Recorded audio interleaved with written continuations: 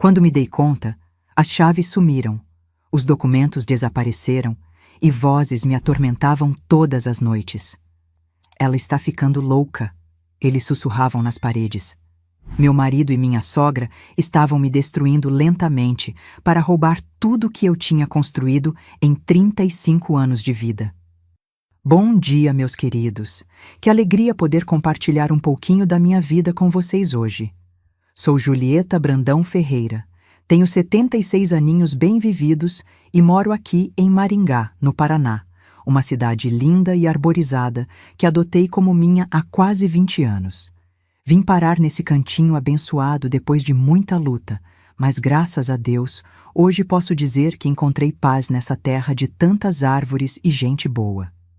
Sabe, meus queridos, hoje minha vidinha é bem tranquila. Passo as manhãs cuidando do meu jardim. Tenho um pé de jabuticaba que dá frutos docinho que só vendo. À tarde, coordeno um grupo de apoio para mulheres que sofrem violência psicológica lá na Casa da Mulher Maringaense. Começou sem querer, viu? Depois do que passei, senti que precisava usar minha experiência para ajudar outras que estão passando pelo mesmo sufoco que eu passei. Tenho uma casinha simples, mas aconchegante, aqui no bairro Zona 7, com vista para o parque. Meu cantinho é pequeno, mas cheio de plantas e fotos dos meus 2 netinhos, o Joaquim e a Beatriz, filhos da minha única filha, a Clarissa. Ela mora comigo há 10 anos, desde seu divórcio. Foi meu porto seguro quando eu mais precisei. Sabe, antes de me aposentar, eu trabalhava como arquiteta. Sempre fui mulher independente, estudada, criada pela minha mãe para não depender de homem nenhum. Mas a vida dá voltas que a gente nem imagina, né, meus queridos? E foi numa dessas voltas que eu acabei caindo numa armadilha terrível, daquelas que a gente nem acredita que existe fora dos filmes de suspense. Antes de continuar minha história, queria pedir para vocês que estão me assistindo agora, se puderem, cliquem no like e se inscrevam no canal. Isso ajuda muito essa vovó aqui a continuar compartilhando suas histórias. E me contem aqui nos comentários, de qual cidadezinha vocês estão me assistindo? E em que horinha do dia encontraram esse vídeo? De manhãzinha com o café, depois do almoço ou já de noitinha? Eu adoro saber de onde vocês são e como encaixam um tempinho do dia para ouvir as histórias dessa vovó aqui. Vamos criar uma corrente de carinho. Hoje vou contar para vocês como sobrevivi a um tipo de violência que muita gente nem sabe que existe, mas que destrói a vida de tantas mulheres por aí. Vocês já ouviram falar de gaslighting? É quando alguém manipula a gente de um jeito tão sorrateiro que começamos a duvidar da nossa própria sanidade. Foi isso que aconteceu comigo, nas mãos do homem que jurei amar até que a morte nos separasse, e da mãe dele. Uma teia de mentiras tão bem tecida que quase me levou à loucura de verdade. Nasci e cresci numa cidadezinha bem pequena chamada Jataizinho, no norte do Paraná. Meu pai, Sebastião Brandão, era professor de matemática na única escola da cidade. Homem sério, de poucas palavras, mas de olhar doce quando a gente conseguia arrancar um sorriso dele. Minha mãe, Gertrudes Almeida Brandão, era costureira de mão cheia, dessas que faziam vestidos de noiva que pareciam obra de arte. Tinha mãos de fada, minha mãe. Éramos 3 irmãs. Eu, a do meio, entre a Leonor, 2 anos mais velha, e a Celina, 3 anos mais nova. Nossa casa era simples, de madeira, com um quintal enorme onde meu pai plantava de tudo um pouco: mandioca, milho, abacaxi e um pé de jabuticaba, que era meu xodó. Desde pequeninha, eu já gostava de ficar debaixo daquela árvore, desenhando nas folhas de caderno que meu pai trazia da escola. Na década de 1950, Jataizinho era um lugar onde todo mundo conhecia todo mundo. A gente ia para a escola a pé, caminhando pelas ruas de terra, brincando de pegar o orvalho das folhas no caminho. Na volta, a piazada toda se reunia para brincar de pega-pega, esconde-esconde e roda. Naquele tempo, a diversão era simples, mas a gente se divertia muito mais do que as crianças de hoje, grudadas nesses celulares. Nossa rotina era marcada pelo apito da usina de açúcar que ficava perto da cidade. Acordávamos às 5 da manhã quando o primeiro apito tocava, anunciando o início do dia. Às 6, já estávamos todos de pé. Meu pai saía para a escola, Mamãe começava seus trabalhos de costura e nós ajudávamos com as tarefas domésticas antes de ir para a aula. Lavar louça, varrer o quintal, alimentar as galinhas, cada uma tinha suas obrigações. Depois da escola, a gente brincava até o sol começar a se pôr. Era quando o terceiro apito da usina tocava, às 5 da tarde, e sabíamos que era hora de voltar para casa. À noite, depois do jantar, sentávamos na varanda para ouvir as histórias que meu pai contava sobre os tempos antigos, sobre a chegada dos imigrantes na região, sobre como aquelas terras roxas eram férteis e promissoras. Minha melhor amiga era a Ivonete, filha do dono da farmácia. A gente era inseparável, como unha e carne. Íamos juntas para a escola, brincávamos juntas, sonhávamos juntas. Ela queria ser médica, eu já sonhava em ser arquiteta. Passávamos horas desenhando as casas onde iríamos morar quando crescêssemos. Eu caprichava nos detalhes, nas janelas, nas sacadas. Já ali, mostrava minha vocação. Meu pai, percebendo meu talento para o desenho, começou a me incentivar. Trazia livros de arte da biblioteca de Londrina quando ia lá. Me ensinava perspectiva, proporção. Você tem dom, Julieta, ele dizia. Um dia vai construir casas tão bonitas quanto as que desenha. Aquelas palavras foram plantando em mim a semente do que eu viria a ser. A vida era dura naqueles tempos, mas a gente não percebia. Meus pais trabalhavam de sol a sol para dar estudo pra gente. Minha mãe, além de costurar, vendia doces na feira aos domingos. Cocada, pé de moleque, doce de abóbora que ela fazia, que era uma maravilha. Meu pai dava aulas particulares depois do horário da escola. Tudo para garantir que a gente tivesse oportunidades que eles não tiveram. Lembro que uma vez por mês, a gente ia para Londrina, a cidade grande mais próxima. Era um evento. Nos arrumávamos com nossas melhores roupas. Mamãe passava horas alisando os vestidos com o ferro de brasa. Íamos de jardineira, um ônibus velho que sacolejava na estrada de terra. Mas não importava. Para nós, era uma grande aventura. Em Londrina, meu pai resolvia negócios, mamãe comprava tecidos e nós, crianças, ficávamos maravilhadas com as vitrines, os sorvetes, o movimento. Foi numa dessas viagens que vi pela primeira vez um prédio alto de verdade e decidi: quero fazer isso quando crescer. Mal sabia eu que esse sonho me levaria para longe dali, para estudar arquitetura na capital. Os primeiros sinais de que eu seria diferente das outras meninas da cidade começaram a aparecer quando entrei na adolescência.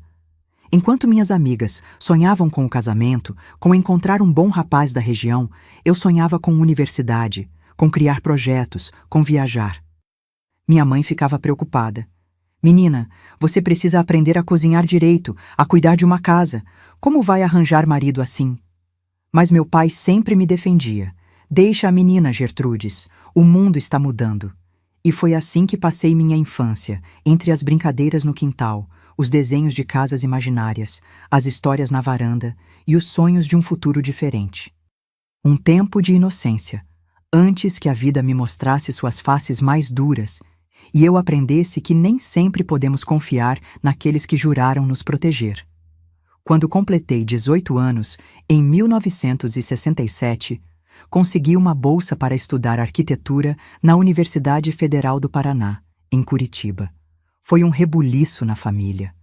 Meu pai, orgulhoso como só, comprou uma garrafa de vinho do Porto para comemorar, coisa que só fazia em ocasiões muito especiais. Já minha mãe, coitada, chorou por uma semana. Como você vai morar sozinha numa cidade grande, menina? Não tem medo, não? A verdade é que eu tinha medo, sim.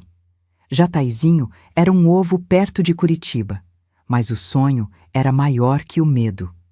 Arrumei minhas malas, 2 malas de papelão com minhas roupas e meus materiais de desenho, e embarquei num ônibus da Aviação Garcia rumo à capital.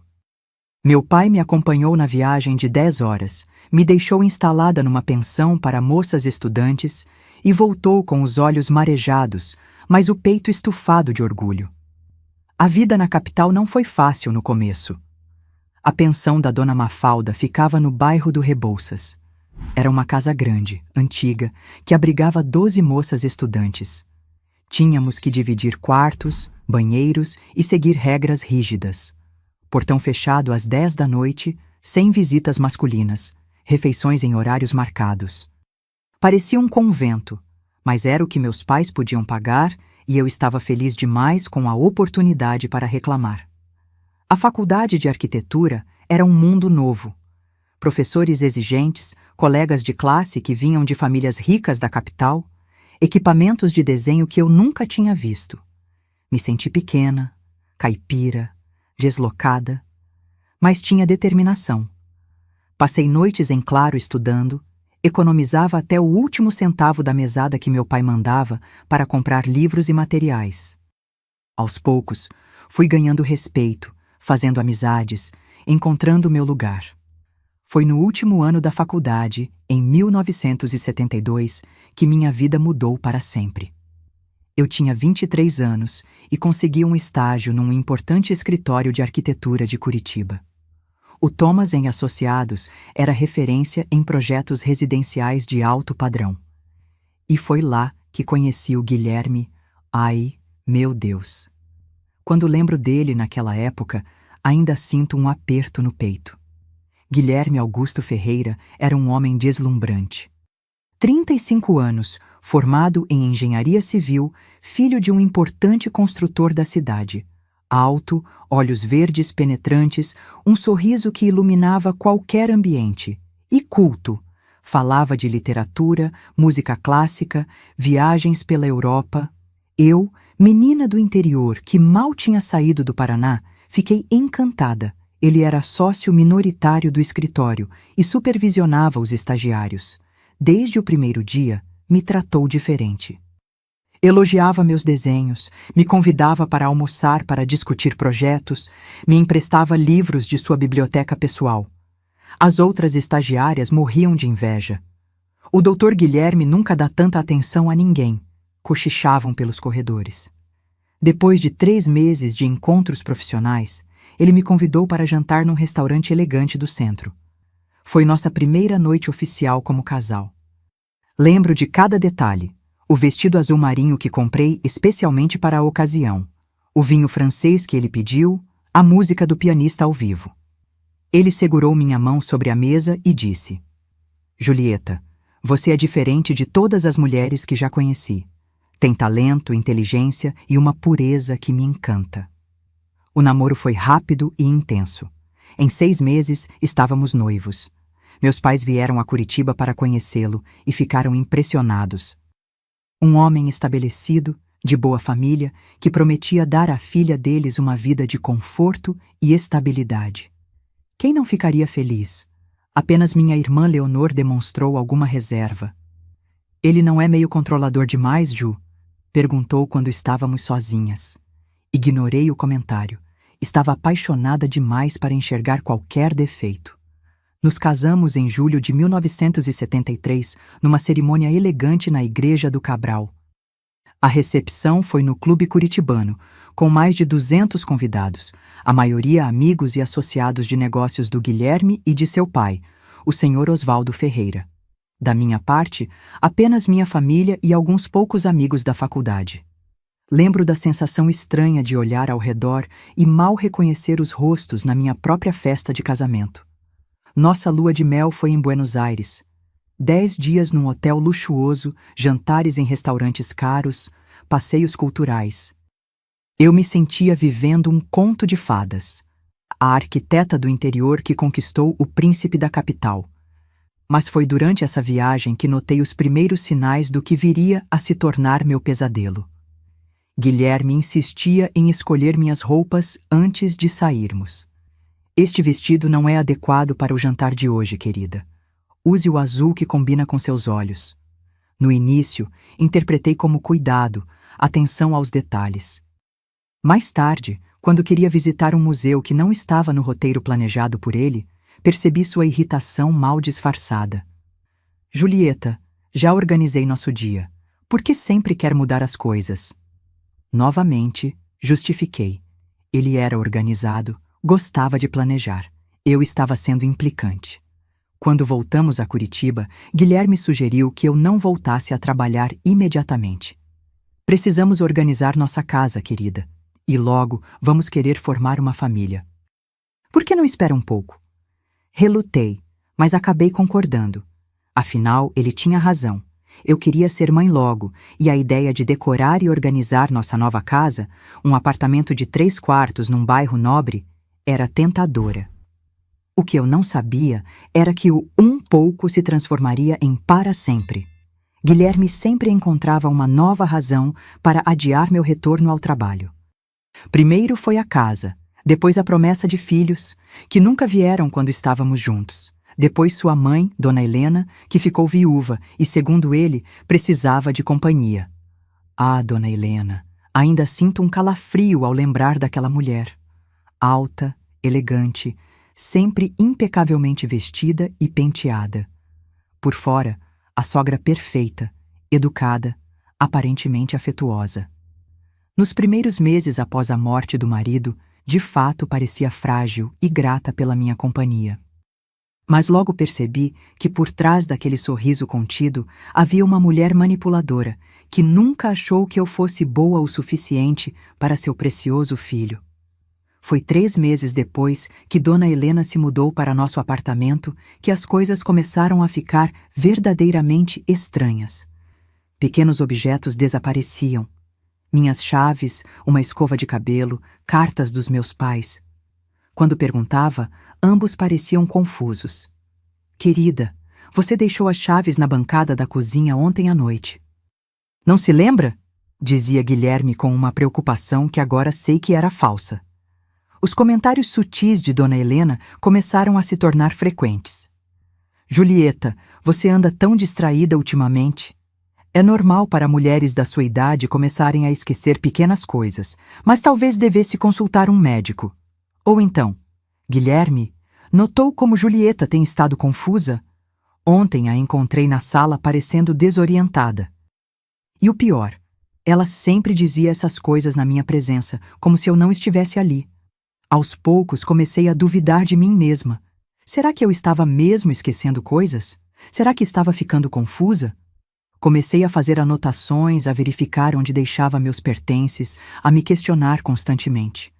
O que eu não sabia era que aquilo era apenas o começo da teia em que eu estava sendo envolvida. Uma teia tão sutil e ao mesmo tempo tão forte que quase me destruiu por completo. Foi em 1974, cerca de 1 ano após nosso casamento, que as coisas começaram a piorar drasticamente. Eu já vivia praticamente isolada. Guilherme sempre encontrava desculpas para que eu não visitasse minha família em Jataizinho. Estou com muito trabalho esta semana, querida. Não posso te levar. Ou então, sua mãe não está um pouco resfriada? Melhor não arriscar, você anda tão sensível ultimamente.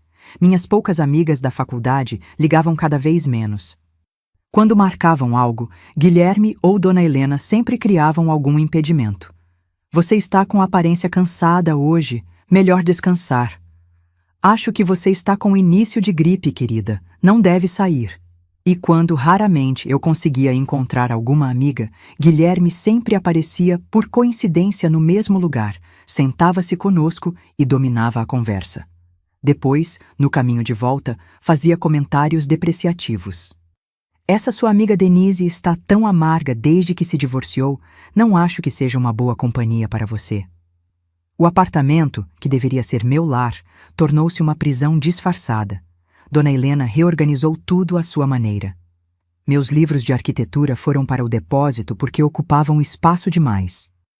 Meus poucos objetos pessoais trazidos de Jataizinho, uma colcha feita por minha avó, um porta-retratos de prata, uma caixinha de música, misteriosamente desapareciam e reapareciam em lugares diferentes. Julieta, você colocou a colcha da sua avó no armário de roupas de cama? Estava procurando por toalhas e a encontrei toda amassada lá no fundo, dizia Dona Helena com aquele sorriso frio. Eu tinha certeza absoluta de que havia deixado a colcha dobrada sobre minha poltrona de leitura. Mas começava a duvidar de mim mesma. Foi nessa época que os acidentes começaram a acontecer. Eu derrubava xícaras, tropeçava em tapetes, esquecia o fogão ligado.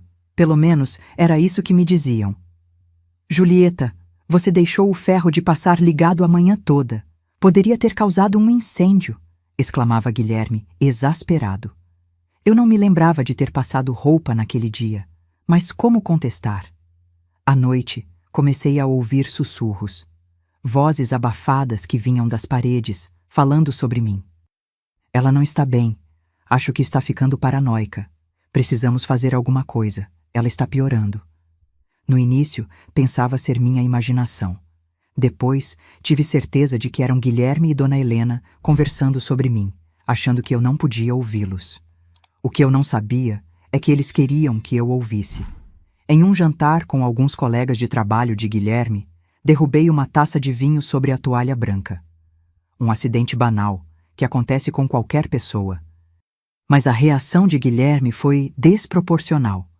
Desculpem minha esposa, ela anda tão desastrada ultimamente, disse com um sorriso tenso, e depois, num tom mais baixo, mas perfeitamente audível, tenho me preocupado com seu comportamento. Os convidados trocaram olhares constrangidos. Eu me senti humilhada, exposta. Quando tentei me defender, explicar que foi apenas um acidente, Guilherme pousou a mão sobre a minha, num gesto que parecia afetuoso para os outros, mas que apertava meus dedos com força suficiente para deixar marcas. Está tudo bem, querida. Sabemos que você não teve intenção. O controle financeiro também se intensificou. Embora tivesse herdado uma pequena propriedade dos meus pais, um terreno em Jataizinho que havia sido vendido, eu não tinha acesso ao dinheiro. Guilherme insistiu em administrar tudo, alegando que eu não tinha experiência com investimentos. Confie em mim, estou fazendo isso pelo nosso futuro. Minha saúde começou a deteriorar. Perdi peso, sofria de insônia, tinha crises de choro frequentes. Quando mencionei a possibilidade de consultar um médico, Guilherme prontamente sugeriu um amigo da família, o Dr. Horácio. Ele é psiquiatra, querida. Acho que é disso que você precisa agora. Doutor. Horácio me receitou tranquilizantes fortes logo na primeira consulta. Sua esposa apresenta sinais claros de instabilidade emocional, disse a Guilherme como se eu não estivesse na sala. Esses medicamentos vão ajudá-la a se acalmar. É importante que ela os tome regularmente. Os remédios me deixavam letárgica, confusa, ainda mais vulnerável. Havia dias em que eu mal conseguia sair da cama. Guilherme, sempre solícito, administrava pessoalmente minha medicação. Está na hora do seu remédio, querida. Sei que você não gosta, mas é para o seu bem. Às vezes, eu tinha a impressão de que a dose era maior do que a prescrita. Mas como ter certeza? Foi numa tarde de domingo, quando Guilherme e Dona Helena haviam saído para visitar uns parentes, que encontrei acidentalmente uma caixa no escritório dele. Estava procurando um livro para ler, e ao abrir uma gaveta, deparei-me com diversos frascos de medicamentos, os mesmos que eu tomava, e um caderno de anotações. Com as mãos trêmulas, abri o caderno. Era um registro detalhado do meu suposto comportamento errático. Datas, horários, incidentes, muitos dos quais eu nem me lembrava de ter acontecido. 23 de março. Julieta acordou desorientada. Não reconheceu o quarto por alguns minutos. 17 de abril. Encontrei Julieta falando sozinha na cozinha. Quando questionada, negou. Senti meu estômago revirar. Aquilo não podia ser verdade. Eu não me lembrava de nenhum desses episódios. Continuei folheando o caderno e encontrei algo ainda mais perturbador. Um rascunho de carta endereçada a uma clínica psiquiátrica, solicitando informações sobre internação involuntária. Foi como se um véu se levantasse. Por que Guilherme estaria documentando falsamente meu comportamento? Por que estaria considerando me internar? O que ele ganharia com isso? E então me lembrei. Minha herança. O dinheiro do terreno vendido, investimentos que meus pais haviam feito em meu nome, um pequeno apartamento que minha avó materna havia me deixado. Naquele momento, ouvi o barulho da porta da frente se abrindo. Rapidamente guardei o caderno, fechei a gaveta e saí do escritório. Meu coração batia tão forte que achei que fosse explodir. Precisava manter a calma, fingir que nada havia mudado. Precisava de um plano. Nos dias seguintes, comecei a prestar mais atenção. Percebi que os objetos que sumiam eram sempre movidos por eles. Vi Dona Helena mexendo nas minhas coisas quando achava que eu não estava olhando. Uma noite, acordei com um barulho estranho e, mantendo os olhos quase fechados, vi Guilherme instalando algo na parede do quarto. Um pequeno alto-falante, disfarçado atrás de um quadro. As vozes que eu ouvia durante a noite não eram paranoia, eram gravações. Eles estavam deliberadamente tentando me enlouquecer. E o pior, estavam prestes a me internar contra a minha vontade, provavelmente para obter controle total sobre meus bens. A descoberta, por mais aterrorizante que fosse, me deu uma clareza que eu não tinha há meses. Eu não estava ficando louca. Estava sendo vítima de uma conspiração cruel, arquitetada por aqueles que deveriam me proteger. Precisava agir, mas com extrema cautela. Um movimento em falso, e eu poderia acabar realmente trancada numa instituição, sem chance de defesa. Os medicamentos eram o primeiro obstáculo. Comecei a fingir que os engolia, mas os escondia embaixo da língua e depois os descartava. Foi difícil no início. Guilherme costumava ficar me observando tomar os comprimidos, mas desenvolvi técnicas, como tossir e colocar a mão na boca ou pedir um copo d'água extra. À medida que os dias passavam e os efeitos dos medicamentos diminuíam, minha mente ficava mais clara. Comecei a planejar minha fuga. Sabia que precisava de provas do que estavam fazendo comigo. Precisava de ajuda externa. Mas como conseguir isso quando estava praticamente em prisão domiciliar? Uma tarde, quando Dona Helena saiu para seu chá semanal com amigas e Guilherme estava no trabalho, consegui usar o telefone para ligar para minha irmã Leonor em Jataizinho.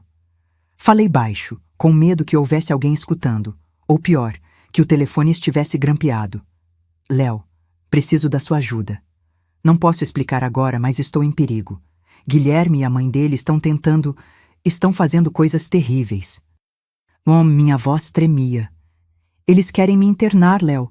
Acho que querem ficar com meu dinheiro. Houve um longo silêncio. Por um momento terrível, pensei que até minha irmã duvidava de mim. Finalmente ela falou. Eu sabia que havia algo errado. Você parecia tão diferente nas últimas vezes que nos falamos. O que posso fazer para ajudar? Combinamos um código. Se eu dissesse, as rosas da vovó estão florescendo, durante qualquer conversa telefônica, significaria que eu precisava de ajuda imediata. Leonor tentaria me visitar na semana seguinte, com a desculpa de estar passando por Curitiba a caminho de Florianópolis. A sensação de ter alguém acreditando em mim foi indescritível. Pela primeira vez em meses, senti uma centelha de esperança. Mas sabia que o caminho seria difícil. Guilherme e Dona Helena eram manipuladores habilidosos. Eu precisava ser mais esperta, mais cautelosa, mais determinada do que nunca. Quando Leonor telefonou alguns dias depois para avisar de sua visita, Guilherme atendeu. Como previsto, ele tentou dissuadi-la. Não é um bom momento, Leonor. Julieta não tem se sentido bem. O médico recomendou repouso absoluto, sem visitas que possam agitá-la. Pude ver o plano dele se desenrolando diante dos meus olhos. O isolamento era quase completo, mas eu estava determinada a não desistir. Enquanto eles pensavam que me controlavam com medicamentos e manipulação, eu silenciosamente reunia forças para lutar pela minha liberdade, pela minha sanidade, pela minha vida. Foi numa quarta-feira de maio de 1974 que tudo chegou ao limite. Lembro perfeitamente porque era véspera do aniversário da minha sogra. Guilherme havia saído cedo para buscar o bolo encomendado numa confeitaria famosa do centro, e Dona Helena estava no salão de beleza se preparando para sua grande noite. Pela primeira vez em semanas, eu estava sozinha no apartamento. Aproveitei para procurar mais provas. Sabia que precisava de algo concreto para mostrar a alguém que pudesse me ajudar. No escritório de Guilherme, vasculhei com cuidado, tomando nota mental da posição exata de cada objeto para recolocá-los depois. Foi então que encontrei, escondida sob uma pilha de revistas de engenharia, uma pasta com meu nome. Minhas mãos tremiam tanto que mal conseguia virar as páginas.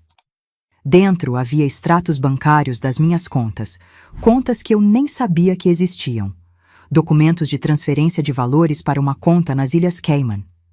Uma procuração com minha assinatura falsificada, pois nunca havia assinado tal documento, dando a Guilherme poderes para administrar todos os meus bens.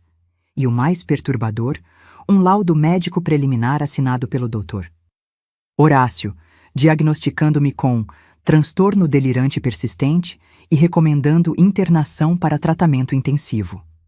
A data marcada para minha internação era 30 de maio, apenas 2 semanas depois.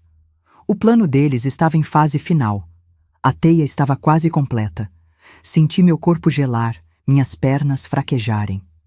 Sentei-me na cadeira do escritório, incapaz de me mover, enquanto a realidade daquela conspiração me atingia com toda a força. Foi o barulho da porta da frente se abrindo que me tirou do transe. Rapidamente, guardei os documentos exatamente como estavam, ajeitei as revistas por cima e saí do escritório. Era Guilherme, voltando mais cedo do que o esperado. Julieta, onde você está? Sua voz tinha aquele tom falsamente doce que eu havia aprendido a temer. Estou aqui. Acabei de sair do banheiro, respondi, tentando manter a voz firme. Ele me encarou por alguns segundos, como se tentasse ler meus pensamentos. Você parece agitada. Tomou seus remédios hoje? Sim, claro, menti, forçando um sorriso. Ótimo. Trouxe o bolo para a mamãe. Preciso que você arrume a mesa para o jantar. Queremos tudo perfeito para ela. Passei o resto do dia preparando o jantar de aniversário, colocando a melhor louça, arrumando flores nos vasos, tudo como se nada tivesse mudado. Mas por dentro eu estava em ebulição. Cada minuto ao lado deles era uma tortura, sabendo o que planejavam fazer comigo. Durante o jantar, Guilherme abriu uma garrafa de champanhe caríssima. Um brinde à melhor mãe do mundo, disse, erguendo sua taça. Dona Helena sorriu, aquele sorriso frio que nunca chegava aos olhos. Ergui minha taça também, fingindo participar da celebração, mas não bebi um gole sequer. Não confiava em nada que viesse deles. Julieta não está bebendo, observou Dona Helena. Está se sentindo mal, querida? Só uma leve dor de cabeça, respondi. Não quero que o álcool piore. Guilherme pousou sua mão sobre a minha, apertando-a sutilmente. Talvez você devesse tomar um de seus remédios. Quer que eu pegue para você? Não, respondi rápido demais. Baixei a voz, tentando parecer calma. Não é necessário. Já vai passar. Os dois trocaram um olhar que conheci bem demais naqueles meses. Uma comunicação silenciosa que dizia: ela está fugindo do controle. Foi depois da sobremesa que aconteceu. Dona Helena pediu que eu buscasse um álbum de fotografias no quarto dela para mostrar algumas fotos antigas a Guilherme. Quando voltei com o álbum, ouvi-os conversando na sala de jantar, sem perceberem minha aproximação. Ela está suspeitando de algo, dizia Guilherme em voz baixa. Acho que não está tomando os remédios. Então, aumente a dose no chá dela hoje à noite, respondeu Dona Helena. Dr. Horácio disse que podemos dobrar se necessário. Só precisamos mantê-la sob controle por mais 2 semanas. Depois que a internarem, todos os problemas estarão resolvidos. E se ela resistir? Se fizer uma cena? Ninguém acreditará nela, querido. Temos meses de documentação de seu comportamento instável.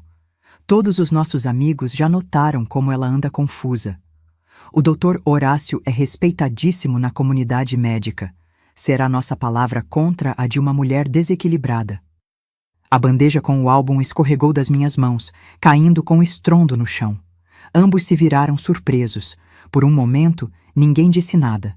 Nos encaramos, e pela primeira vez, não tentei disfarçar o que sentia. O medo deu lugar à raiva, uma raiva que me consumia por dentro. Julieta, começou Guilherme, levantando-se. Quanto tempo está aí? Tempo suficiente, respondi, minha voz estranhamente calma. Dona Helena tentou remediar a situação. Querida, você deve ter entendido errado. Estávamos apenas... Não, gritei, interrompendo-a. Não ouse mentir para mim agora. Vocês estão tentando me enlouquecer. Estão colocando remédios no meu chá, movendo minhas coisas, colocando alto-falantes nas paredes para me fazer ouvir vozes. Guilherme se aproximou, tentando parecer conciliador. Viu, mamãe? É disso que estou falando. Esses delírios persecutórios estão ficando mais frequentes. Julieta, querida, você precisa de ajuda. Eu sei sobre os documentos, Guilherme, disse, recuando quando ele tentou me tocar. Sei sobre a conta nas Ilhas Cayman. Sei sobre o laudo falso do Dr. Horácio. Sei de tudo. O semblante dele mudou instantaneamente. O disfarce de marido preocupado desapareceu, revelando o homem frio e calculista que ele realmente era. E quem acreditaria em você, Julieta? Uma mulher emocionalmente instável, com histórico de comportamento errático? Acha mesmo que pode me enfrentar? Naquele momento, senti algo dentro de mim se quebrar. Não de dor ou desespero, mas como uma represa que se rompe, liberando uma força que eu nem sabia possuir. Vou embora daqui, agora. Tentei passar por ele em direção ao quarto para pegar algumas coisas, mas Guilherme agarrou meu braço com força. Você não vai a lugar nenhum. Não sem minha permissão. Me solte! Gritei, tentando me desvencilhar. Guilherme, os vizinhos vão ouvir, alertou Dona Helena, sempre preocupada com as aparências. Leve-a para o quarto. Dê a ela aqueles comprimidos mais fortes que o doutor deixou para emergências. Lutei com todas as forças enquanto ele me arrastava pelo corredor. Em desespero, agarrei um vaso pesado de porcelana que decorava o aparador e o atirei contra a parede, causando um estrondo. Socorro! Alguém me ajude! Gritei, esperando que algum vizinho ouvisse. Cale a boca, sua louca! Rosnou Guilherme, cobrindo minha boca com a mão, quase me sufocando. Nesse instante, a campainha tocou. Todos congelamos. Dona Helena olhou para Guilherme em pânico. A campainha soou novamente, insistente. Deve ser algum vizinho reclamando do barulho, sussurrou ela. Eu atendo. Leve-a para o quarto, rápido! Enquanto Guilherme me arrastava para o quarto, ouvi a porta da frente se abrir e a voz de Dona Helena açucarada. Boa noite, em que posso ajudar? E então, como um milagre, ouvi a voz que me devolveu a esperança. Boa noite, sou Leonor Brandão, irmã da Julieta. Vim fazer uma surpresa para ela. Minha irmã havia chegado um dia antes do combinado. Reunindo forças que não sabia ter, mordi a mão de Guilherme com toda a força. Ele gritou de dor, afrouxando o aperto o suficiente para que eu me soltasse. Léo, estou aqui! Me ajude! Gritei, correndo em direção à sala. O que se seguiu foi caótico. Leonor, percebendo imediatamente que algo estava errado, tentou entrar no apartamento. Dona Helena tentou impedi-la. Guilherme veio atrás de mim, furioso. Nossos gritos chamaram a atenção de outros vizinhos que começaram a se aglomerar no corredor. Ela está tendo um surto psicótico, tentou explicar Guilherme aos vizinhos curiosos. Minha esposa está doente, precisamos levá-la para o hospital. Mentira! Gritei, agarrando-me à minha irmã. Eles estão tentando me internar à força para ficar com meu dinheiro. Têm me drogado por meses. Instalaram alto-falantes nas paredes para me fazer ouvir vozes. Vi a dúvida nos olhos dos vizinhos. Quem acreditariam? No respeitável engenheiro e sua elegante mãe? Ou na mulher histérica que gritava acusações aparentemente absurdas?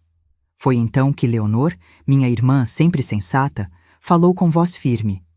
Se minha irmã está tendo problemas psicológicos, como vocês alegam, então não se importarão que chamemos a polícia e uma ambulância, correto?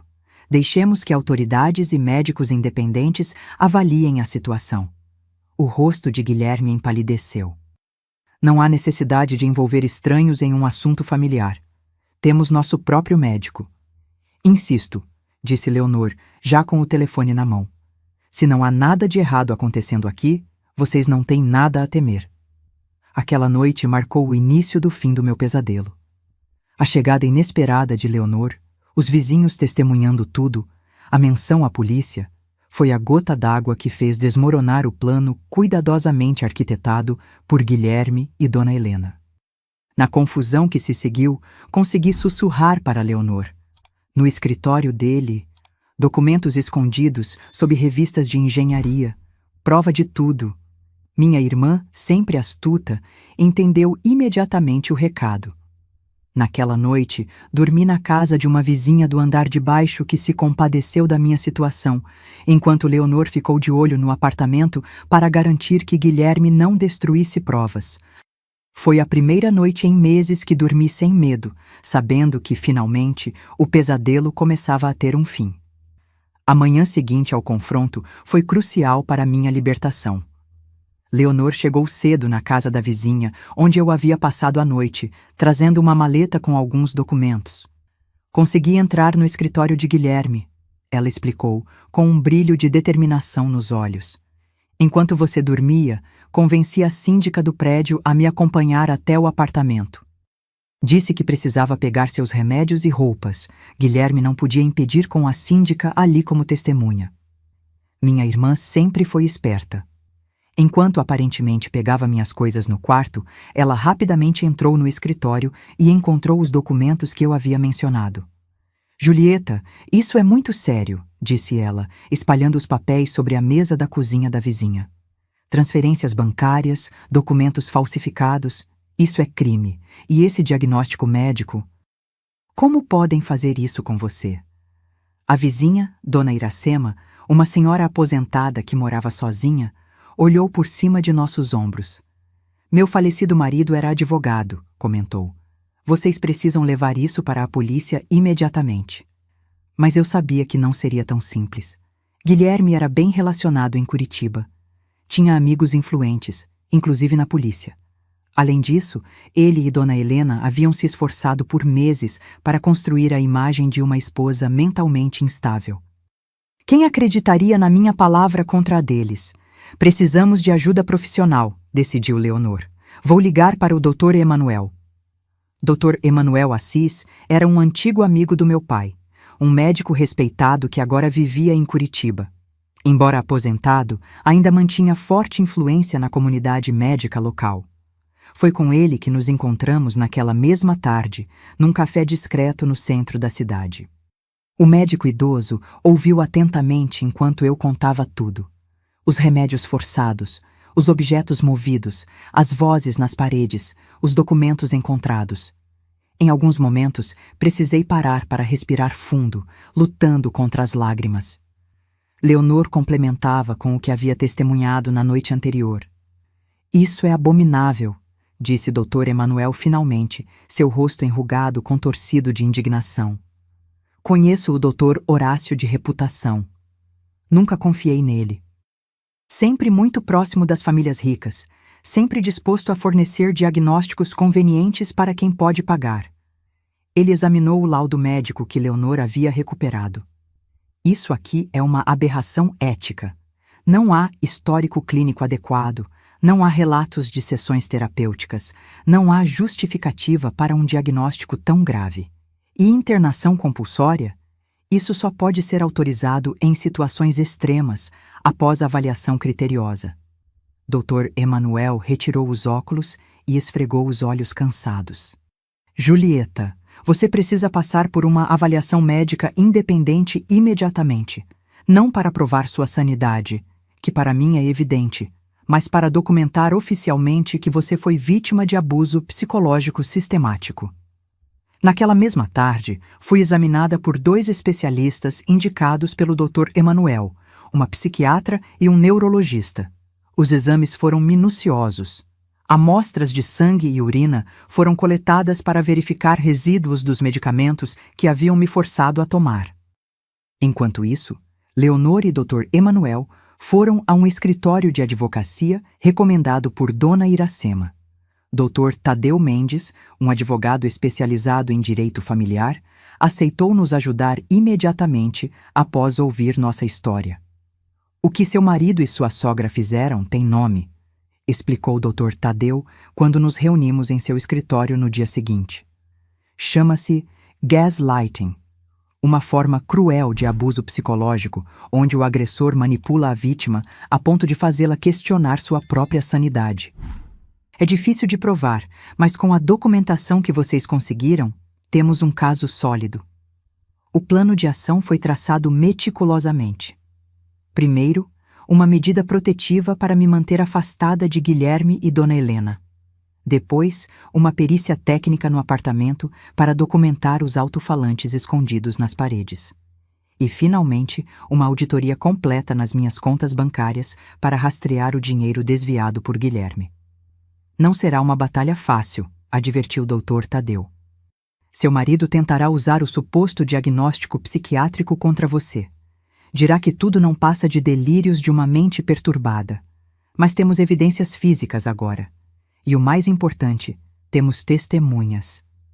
A notícia da minha situação correu entre os vizinhos do prédio. Para minha surpresa, vários deles se ofereceram para testemunhar.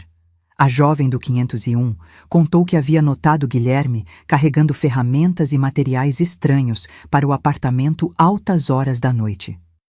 O senhor do 302 confirmou ter visto Dona Helena mexendo na caixa de correio, interceptando correspondências. A própria síndica admitiu que Guilherme havia pedido que ela não entregasse diretamente a mim qualquer correspondência. O cerco se fechava, mas não ao meu redor, ao redor deles. Uma semana após o confronto, Dr. Tadeu conseguiu uma ordem judicial para uma inspeção no apartamento. Acompanhada por oficiais de justiça, peritos e meu advogado, voltei àquele lugar que havia sido minha prisão. Guilherme não estava, provavelmente avisado por algum amigo no tribunal, mas Dona Helena sim, furiosa com a invasão. Isso é um absurdo, uma palhaçada. Meu filho saberá disso.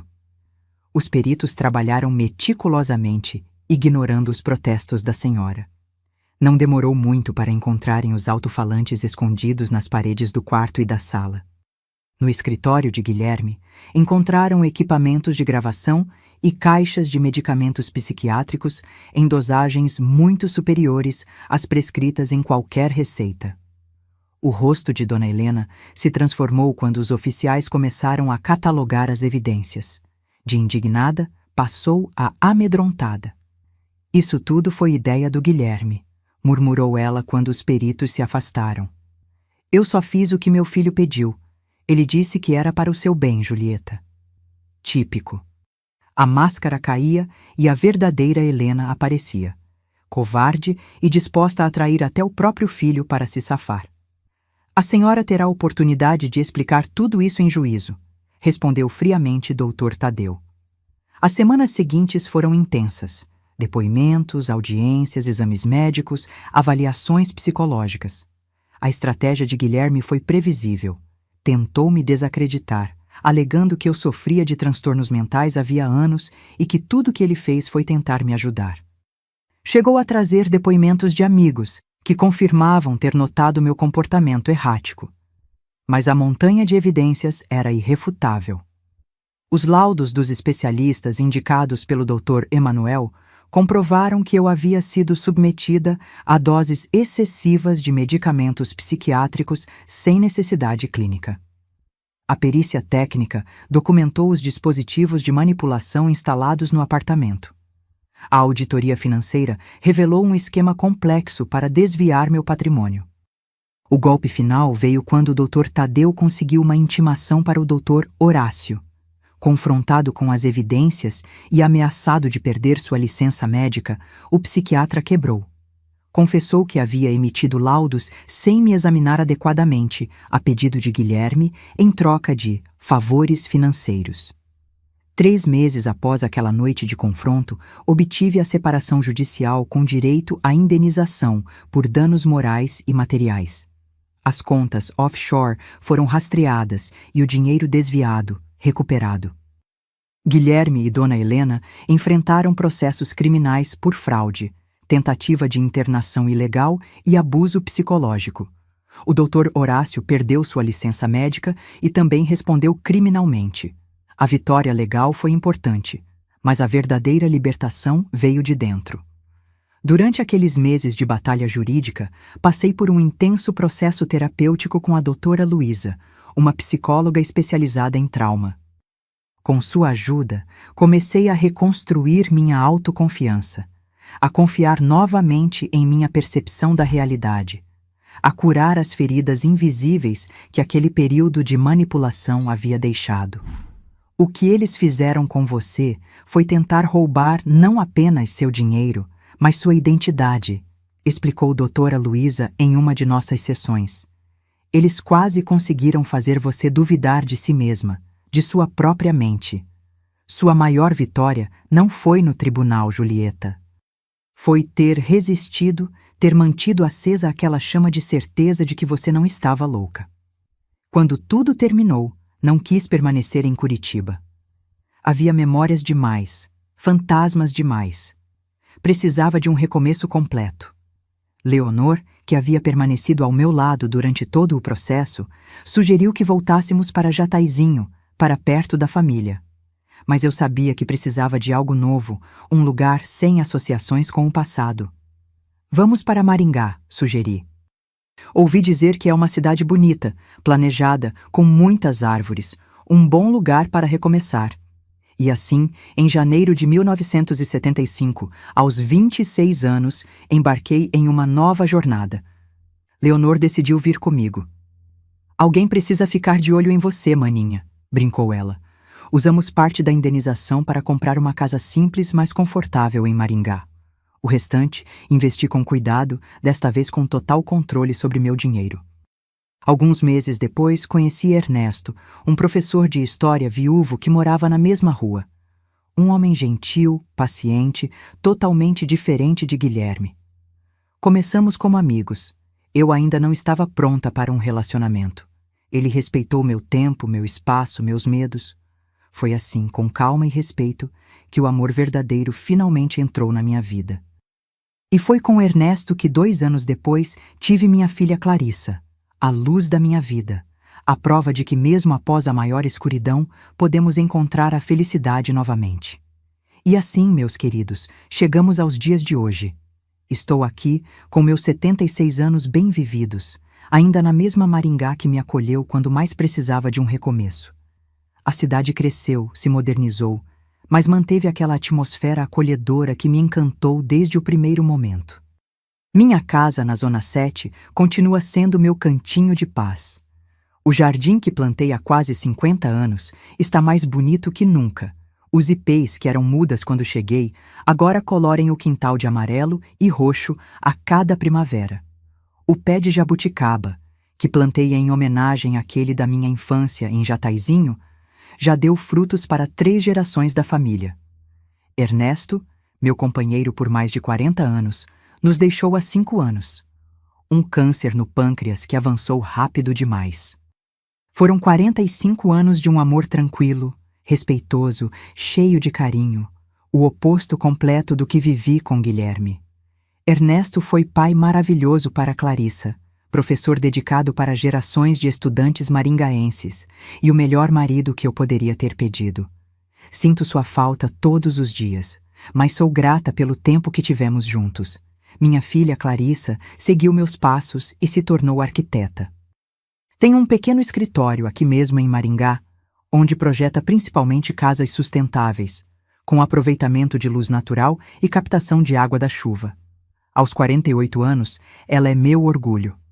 Uma profissional competente, mãe dedicada e filha presente. Após seu divórcio há 10 anos, voltou a morar comigo, trazendo meus 2 netos, Joaquim e Beatriz, que hoje já são adultos e estão na universidade.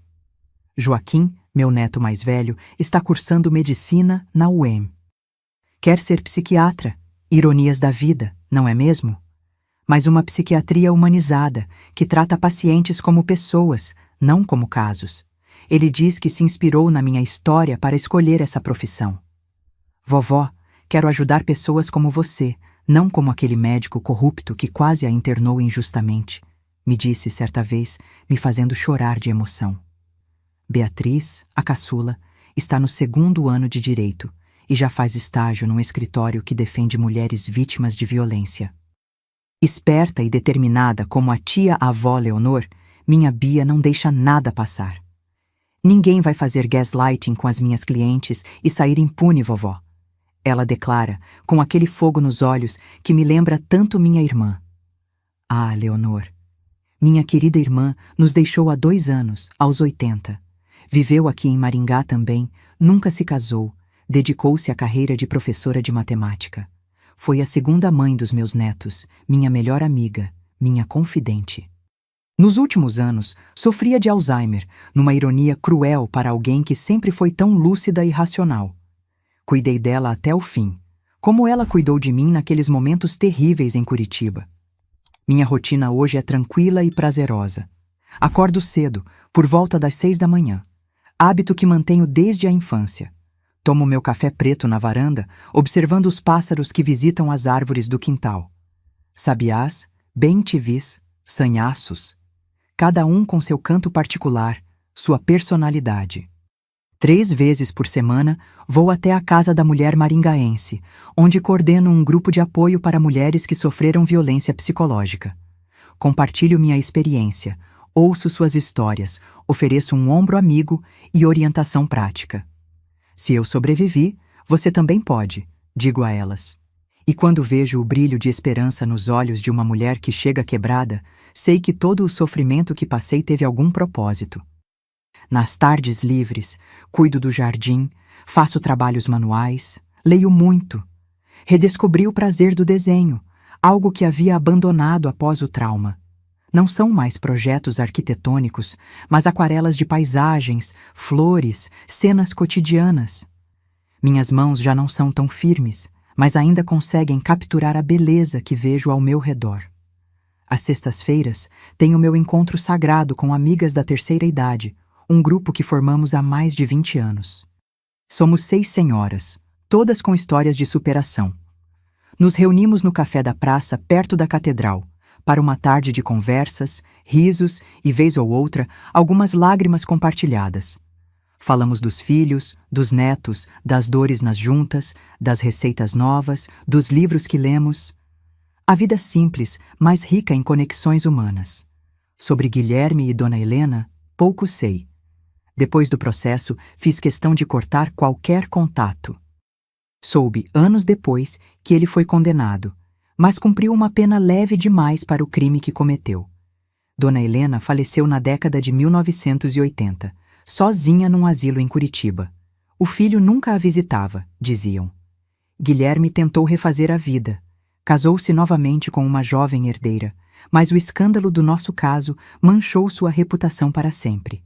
Acabou perdendo tudo em negócios fracassados e bebida. Poderia dizer que sinto satisfação com o destino deles, mas a verdade é que já não sinto nada.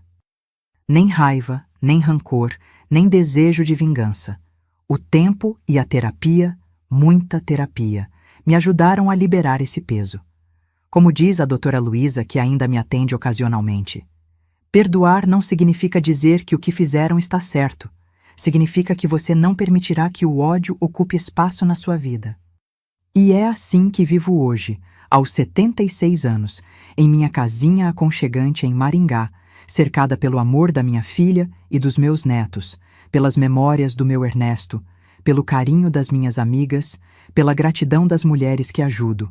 Uma vida simples, serena, sem luxos desnecessários, mas rica em significado e conexões verdadeiras. Quando olho para trás, para aquela jovem arquiteta de 25 anos que quase foi destruída por um marido cruel e uma sogra manipuladora, sinto uma mistura de compaixão e admiração. Compaixão pela dor que ela não merecia passar. Admiração pela força que nem ela sabia que tinha. Se há uma lição que aprendi em toda essa jornada, é que somos mais fortes do que imaginamos. Que nossa mente, essa dádiva maravilhosa que nos foi dada, pode ser nossa prisão ou nossa libertação. E que, mesmo nas noites mais escuras, sempre existe uma luz, por menor que seja, guiando nosso caminho de volta para casa. Meus queridos que me acompanharam até aqui, quero deixar um recado especial para vocês, principalmente para quem talvez esteja passando por alguma situação parecida com a que vivi. Quando estamos dentro de uma relação abusiva, muitas vezes não conseguimos enxergar as amarras que nos prendem. É como se estivéssemos envolvidos numa neblina densa que não nos deixa ver o caminho. O gaslighting, essa manipulação psicológica cruel que faz você duvidar da sua própria sanidade, é um dos tipos mais perigosos de abuso, justamente porque ataca aquilo que temos de mais precioso, nossa mente, nossa percepção da realidade. Quando alguém começa a mexer suas coisas de lugar, a negar o que você viu ou ouviu, a te fazer questionar suas memórias e sentimentos, fique alerta. Isso não é amor, não é cuidado, não é preocupação genuína, é controle, é abuso.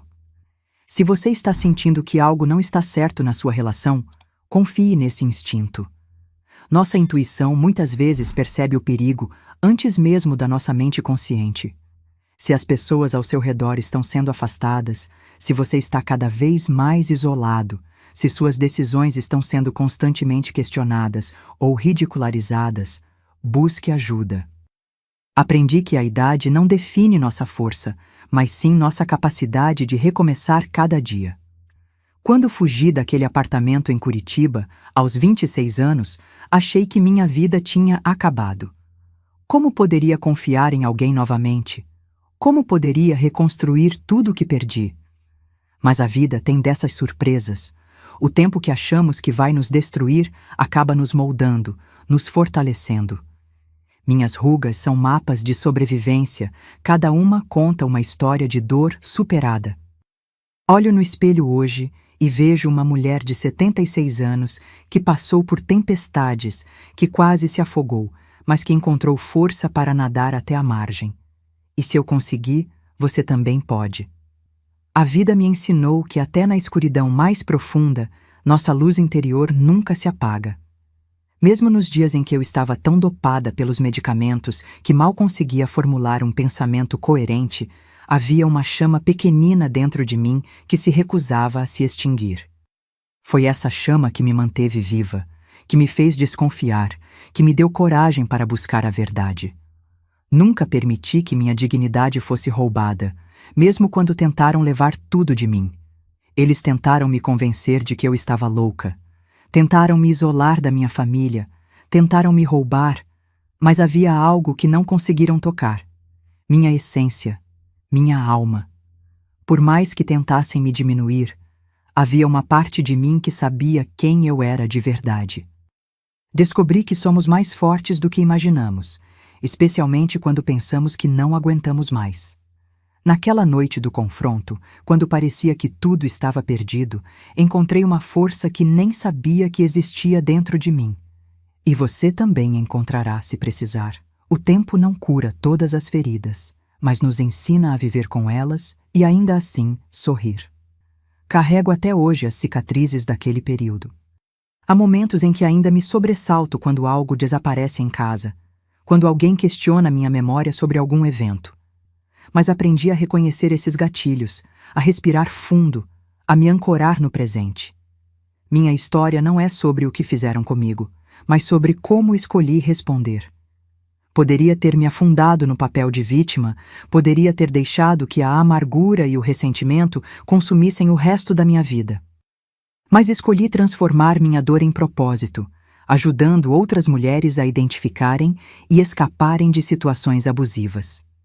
Aprendi que a verdadeira fortaleza não está em nunca cair, mas em levantar todas as vezes. E foram muitas quedas ao longo do caminho. A recuperação não é linear. Há dias bons e dias ruins, momentos de coragem e momentos de medo. O importante é seguir em frente, um pequeno passo de cada vez. O abuso deixa cicatrizes invisíveis, mas a recuperação mostra que podemos florescer, mesmo depois da tempestade. Hoje, quando olho para as mulheres do meu grupo de apoio e vejo aquelas que chegaram quebradas se transformando em guerreiras, sei que vale a pena lutar. Vale a pena acreditar na possibilidade de uma vida melhor. Descobri que minha voz, mesmo trêmula, tem poder quando decido usá-la. Por muito tempo fiquei em silêncio, com medo de não ser acreditada. Mas quando finalmente falei, quando contei minha verdade, percebi que minhas palavras tinham o poder de não apenas me libertar, mas de iluminar o caminho para outras que ainda estavam nas trevas. A idade me deu sabedoria para entender que nunca é tarde para recomeçar. Aos 26 anos, pensei que minha vida tinha acabado. Aos 76, sei que cada dia é uma nova oportunidade. Se você está passando por momentos difíceis agora, lembre-se, sua história ainda está sendo escrita e você tem o poder de mudar seu rumo. Meus queridos que estão me assistindo, se este vídeo tocou seu coração, se minha história ressoou de alguma forma com você, gostaria de pedir um favor especial. Clique no botão de inscrição e ative o sininho. Não é por vaidade ou por números, é porque cada inscrição me ajuda a alcançar mais pessoas que podem estar precisando ouvir essa mensagem de esperança. Se você conhece alguém que esteja se comportando de maneira estranha ultimamente, que esteja se isolando, que pareça confusa ou com medo sem razão aparente, compartilhe este vídeo com essa pessoa imediatamente. Uma mensagem, um vídeo compartilhado, pode ser a diferença entre o desespero e a esperança, entre continuar presa ou encontrar coragem para sair. E se você mesmo está em uma relação onde constantemente duvida da sua percepção, onde suas memórias são questionadas, onde seu parceiro ou parceira controla seu acesso a amigos e familiares, por favor, busque ajuda agora. Não espere até estar completamente isolado, não espere até perder a confiança em si mesmo. Há pessoas prontas para acreditar em você, para apoiá-lo, para ajudá-lo a encontrar o caminho de volta para a luz. Me conte aqui nos comentários se você ou alguém que você conhece já viveu uma situação de manipulação psicológica.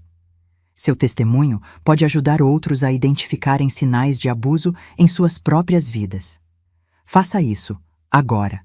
Não espere nem mais um minuto. Em qualquer país, em qualquer cultura, a manipulação psicológica é uma forma de violência que deixa marcas profundas. Busque informações sobre organizações de apoio na sua região. Não importa onde você esteja, existem pessoas dispostas a ajudar, a ouvir sua história, a acreditar em você. Porque, meus queridos, o que eu nunca contei para ninguém até hoje é que nas primeiras noites depois que fugi daquele apartamento, eu ainda ouvia as vozes nas paredes, mesmo sabendo que eram falsas. O trauma foi tão profundo que meu cérebro continuou reproduzindo aqueles sussurros por meses, e isso é algo que vai me acompanhar até meu último suspiro. Antes de acabar, normalmente nessa parte do vídeo, menos de 1% das pessoas estão me vendo aqui, então se você foi uma das pessoas que ficou até aqui, comente a palavra superação. Obrigada mesmo, querida.